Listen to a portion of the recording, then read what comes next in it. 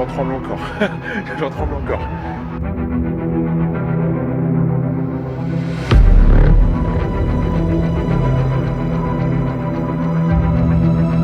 On a de la culture ici. Oh,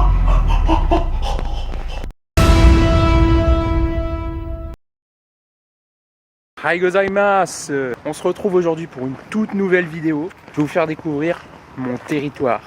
Mon territoire de Takanohara. Et ensuite on ira chez moi, bien sûr. Donc là je suis dans un parc de Takanohara. Très vert, très sympathique, où on se promène. Parce que oui, c'est très bien pour les promenades matinales. Pour les promenades matinales. Oui, parce que au moment où je tourne ces images, bien sûr, il est 7h30 du matin et je me suis réveillé ultra tôt pour me promener. Oh, on y croit tous. Bon, donc Takanohara est une ville proche, très proche même de Nara et coincée un peu entre les villes de Osaka et de Kyoto. Un petit peu à mi-chemin, je dirais. C'est une ville très sympathique. Il y a beaucoup d'endroits verts, il y a un grand centre commercial vraiment. Juste à côté de chez moi, ça on ira ce soir, mais on va passer devant tout à l'heure. C'est très sympa. Ce qui est très bien, ce que j'aime beaucoup, c'est que vous avez donc beaucoup d'endroits verts qui côtoient des zones un peu plus urbanisées.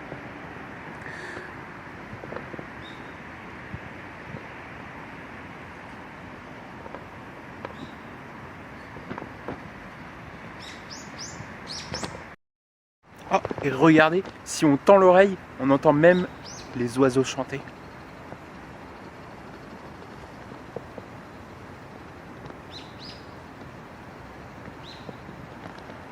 C'est pas beau ça. C'est pas beau ça.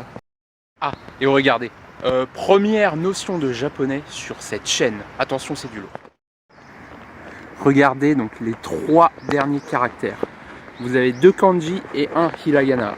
Et ça veut dire Takanohara. Le premier kanji sur la gauche, ici, voilà. Le premier kanji sur la gauche, ça veut dire Taka. Le deuxième caractère, c'est No. Et le troisième, c'est Hara. Taka, donc ça veut dire les hauteurs, la limite. Et Hara, c'est plus les grands champs de prairies. Donc vous voyez que le sens du mot Takanohara, c'est les champs de prairies sur les hauteurs de la ville. Et en fait, donc, c'est assez satisfaisant parce que quand on comprend vraiment le sens des noms des villes, bah, en fait on est capable de comprendre, ça vient de là, donc là très certainement que il y a très longtemps il y avait des grands champs de prairies par ici, et ce qui a donné le nom de cet endroit. Voilà, c'est pareil un peu pour toutes les villes au Japon, quoi.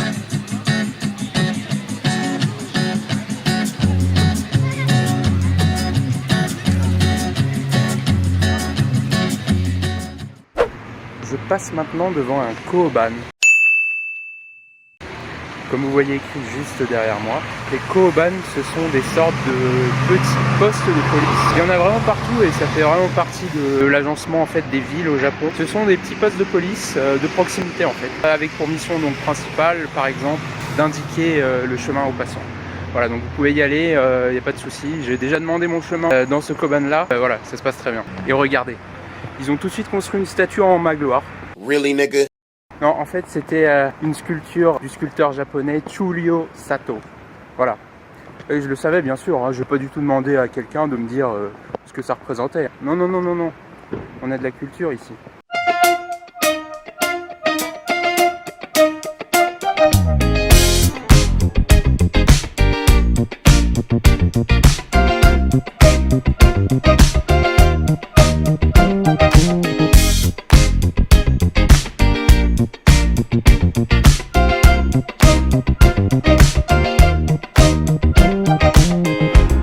Là, je passe devant le grand centre commercial Ion. En fait, on va revenir ici ce soir. On va plus rentrer à l'intérieur. Mais voilà. Le principal moyen de locomotion ici, c'est le vélo. En fait, pratiquement tout le monde se déplace à vélo ou alors à pied. Voilà, donc il y a ici, c'est un garage à vélo.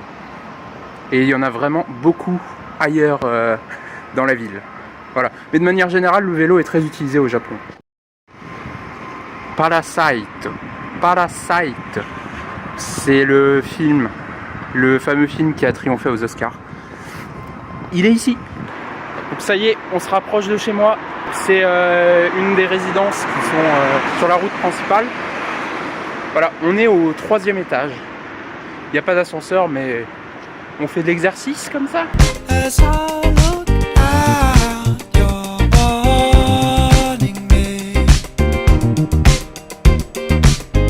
Voilà, on est arrivé au 3e étage. Donc là, mon appartement va pas être très loin. Attention, je le vois. Ça va vous? Et voilà, on est arrivé. 15 309. Vous avez envie d'entrer? Oui, allez, on va rentrer. On est bien arrivé chez moi. Oui, tout à fait. On se retrouve en direct de l'entrée de chez moi. Une entrée de type entrée. Donc regardez, l'entrée assez large.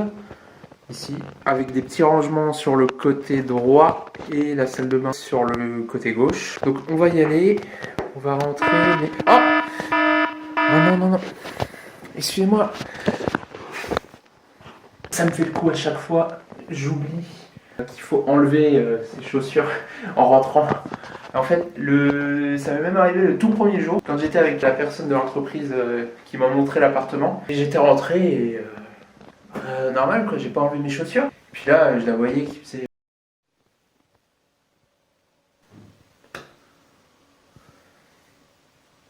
Mais qu'est-ce que c'est que ça? Donc là, tout de suite sur ma gauche, on a la salle de bain. Une salle de bain classique. Hein. Donc voilà, une salle de bain classique, hein, on va pas trop s'attarder dessus. Et voici maintenant la cuisine. La cuisine avec donc des éléments classiques. Hein. Le frigo, le micro-ondes, ici un petit coin avec un bureau, très sympathique. La salle là-bas, qu'on va aller voir tout à l'heure. Et ici, vraiment, la cuisine, tout simplement. Et maintenant, on va faire un petit quiz. Regardez un peu où je me trouve. Je suis OK, c'est la gazinière, tout va bien. Maintenant, juste en dessous, regardez ce petit compartiment que j'ouvre. Regardez, voilà. Voilà, et c'est pas très très grand. Voilà, un petit compartiment juste en dessous de la gazinière. À votre avis, qu'est-ce que c'est? Et là, il y a un indice qui va s'afficher pour vous qui êtes chez vous. Je vous laisse un petit peu de temps pour réfléchir.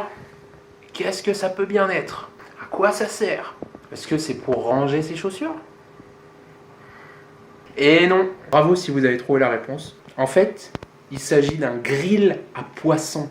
Et oui, il y en a vraiment beaucoup dans les cuisines japonaises. Voilà, un petit grill comme ça, destiné à la cuisson du poisson tout simplement. C'est très pratique, en fait on peut faire cuire beaucoup de choses. La température peut monter, donc j'ai regardé jusqu'à 300 degrés à l'intérieur. Donc voilà, je pense que je vais l'utiliser un jour. Maintenant, un élément super pratique de la vie au Japon, c'est ce petit boîtier. Ça s'appelle un pocket Wi-Fi. Ou peut-être que certains d'entre vous connaissent déjà. C'est un Wi-Fi de poche en fait, qui est très puissant. C'est, je pense, l'équivalent de petite box 4G. J'ai vu qu'il y avait Bouygues Télécom qui faisait ça, notamment en France. Voilà, je pense que c'est un peu l'équivalent, mais c'est vraiment petit. Et c'est destiné, donc vraiment deux poches. Vous pouvez l'emmener avec vous en fait. C'est comme ça que j'ai internet partout où je vais. Je le mets juste dans mon sac. Et voilà. Et on peut bien sûr l'utiliser à la maison. Parce qu'en fait, ce qu'il faut savoir, c'est qu'au Japon, il n'y a pas toutes les offres 3 en 1, télévision, téléphone et internet. Non, non, non, non, non, non, non, non. Il faut prendre des abonnements différents en fait. Et en plus, la plupart du temps, les contrats ici sont engageants sur minimum 2 ans. Donc en fait, quand vous allez voir une compagnie traditionnelle, que vous voulez par exemple un forfait téléphone, ils vont vous dire, ok, engagement 2 ans minimum. Et pareil pour certaines compagnies pour avoir l'internet à la maison. Là en l'occurrence, c'est pas le cas, il y en a qui le font pas. Il y en a qui le font pas. Ah oui, faut que je vous parle de la gestion des poubelles au Japon. Et c'est comment dire spécial. Je me suis rendu compte en fait dès le premier jour où la personne qui m'a accueilli dans mon appartement m'a distribué un papier pour la gestion des déchets. Bon alors, Est-ce que vous savez comment ça se passe pour la gestion des déchets ici au Japon? C'est à peu près comme partout ailleurs, non? Ah, tenez, prenez ce papier. Merci. Donc en fait, vous avez beaucoup plus de catégories que pour ce qu'on connaît dans le tri en France. Mais quand même, on peut les regrouper en certains groupes. D'abord, le groupe des combustibles. C'est tout ce qui est déchets organiques de la cuisine, notamment. Ensuite, vous avez tout ce qui est incombustible. Là, c'est plutôt les canettes, les bouteilles en verre, etc. Puis, vous avez les bouteilles en plastique, qui forment une catégorie à elles toutes seules. Et ensuite, vous avez les encombrants. Donc tout ce qui est meubles dont vous voulez vous débarrasser, voilà. Et les contenants en plastique. Donc par exemple les emballages de bento, par exemple, que vous pouvez acheter dehors. Donc voilà, ça c'est spécifique à l'endroit où on est, en fait. Et vous avez des préfectures au Japon qui sont beaucoup, enfin dans un délire beaucoup plus loin et qui ont vraiment, j'ai lu des articles, énormément de catégories, quoi. Ensuite, les poubelles, on a le droit de les sortir que certains jours. Donc les incombustibles, c'est seulement par exemple le 2e et le 4e mardi du mois. Les combustibles, c'est seulement le lundi et le jeudi. Tout comme les contenants en plastique. Par contre, pour sortir ces déchets dehors, donc il y a un petit endroit dehors où on peut les placer et faire le tri. Donc ça se passe le jour même avant 8h du matin. Eh oui, sinon c'est pas drôle. Et pour aller encore plus loin, il faut que chaque catégorie soit placée dans un sac poubelle de couleur particulière. Et oui, les combustibles doivent être dans des sacs jaunes. Ne me demandez pas pourquoi, c'est dans des sacs jaunes, ok? Et il y a d'autres catégories comme ça, avec des couleurs en particulier. Voilà. Donc en résumé, c'est fun le tri. Parlons maintenant de la salle qui est juste à gauche. Donc c'est là où vraiment l'esprit japonais va commencer. Alors, déjà, ces petites parois, ce sont ce qu'on appelle des shoji. Donc les shoji font vraiment partie de l'architecture traditionnelle au Japon. En fait, c'est des portes, des sortes de parois, montées sur des espèces de battants en bois. Et ici, donc ce que vous voyez là, ce que je touche, c'est ce qu'on appelle du papier washi. C'est une sorte de papier translucide, là aussi qui fait partie de l'architecture japonaise. Donc traditionnellement, et c'est le cas ici, elles sont conçues comme des portes coulissantes. Cet élément de l'esthétisme traditionnel japonais remonte au XIIIe siècle. Allez.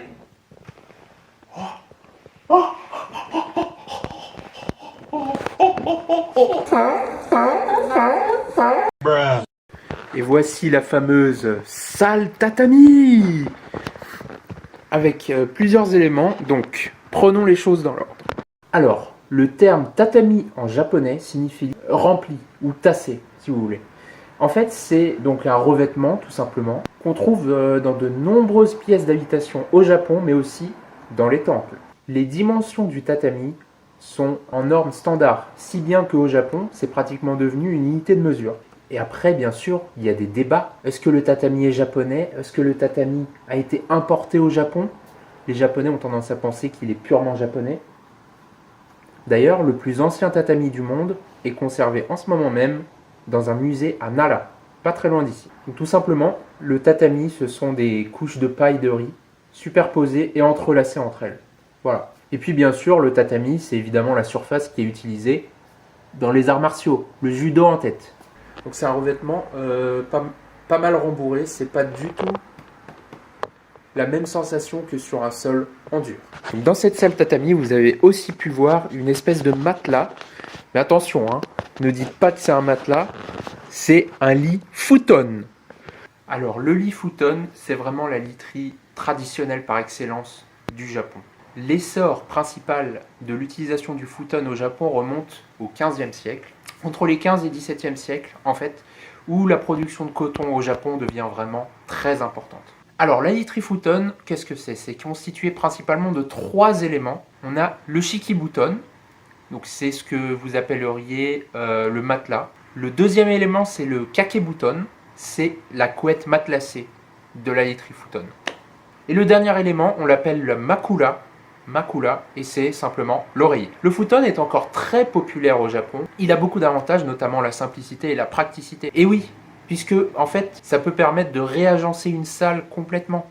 Le futon, vous l'avez là, vous pouvez le prendre, le plier, le ranger et hop, la pièce peut servir pour autre chose. C'est vraiment l'utilisation qu'en font les Japonais encore aujourd'hui. Et puis, c'est super confortable.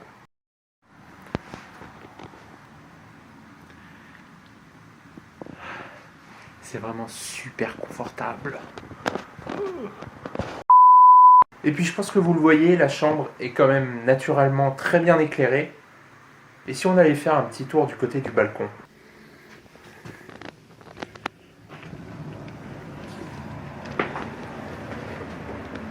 Donc nous voilà sur le balcon.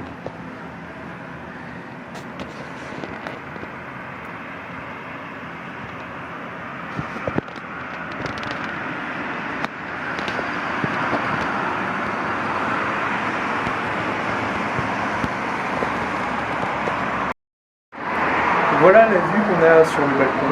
C'est très sympa, comme vous voyez. C'est un peu une route assez empruntée par les véhicules. Donc voilà, ceci met fin au tour de mon appartement. On va se retrouver ce soir. On va aller à Lyon. On est passé devant tout à l'heure. Voilà, on se retrouve ce soir. Allez, à plus! 2 hours later. Your thoughts devour my point of view. It's true, I cower when I will speak. So let's get round to why I will be the first in line to open up, so I don't mind to give you up. So let's get round to why the one I need is tied up right now. So let's just wait a while. The one I need is tied up right now. So let's not draw the line, 'cause I can't make my mind up right now. Voilà, on est à l'intérieur du Ion. C'est vraiment immense. Enfin, c'est très grand et c'est très sympa. Non, c'est très sympa. Beaucoup de magasins, des salles de cinéma qu'on va voir juste après aussi. Alors attendez, on va voir les films qui sont à l'affiche. Donc là, c'est écrit, si vous arrivez à lire, Sonic Zombie, Zamubi, Sonic Zombie. Voilà. Et là, donc c'est un film qui sort en mars 2020. Voilà. Sonic bien mis en valeur. Voilà. On arrive là où on va pouvoir manger. J'ai déjà faim. Et là, on est juste à côté.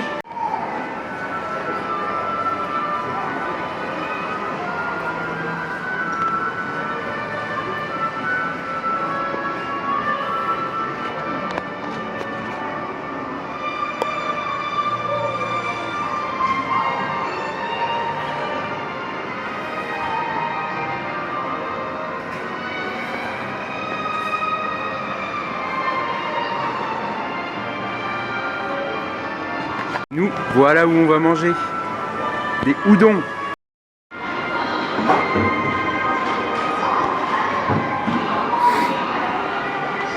Voilà, donc en fait, ils font les udon à la main, comme ça. Et après, ils vous les servent. Donc vous choisissez juste le type d'udon que vous voulez et c'est excellent, vraiment. Et après, il y a des petits accompagnements, je vous montrerai après.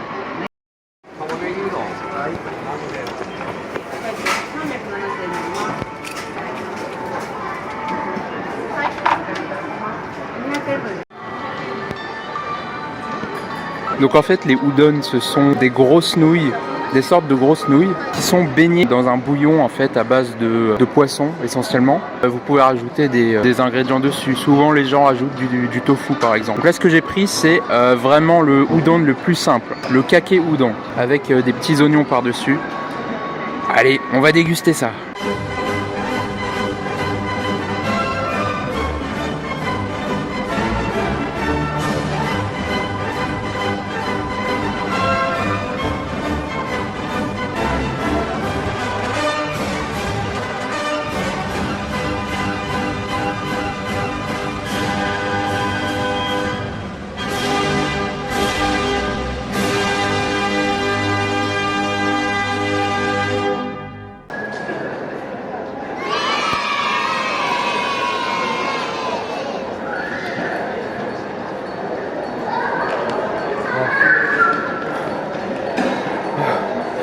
c'est une tuerie les gars.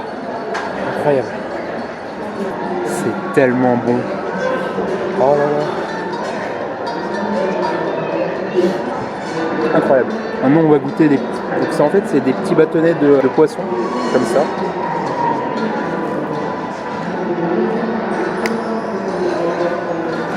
Oh là là. C'est incroyable. C'est trop bon. Bon allez, on se retrouve tout à l'heure. On a fini de manger. On se retrouve là.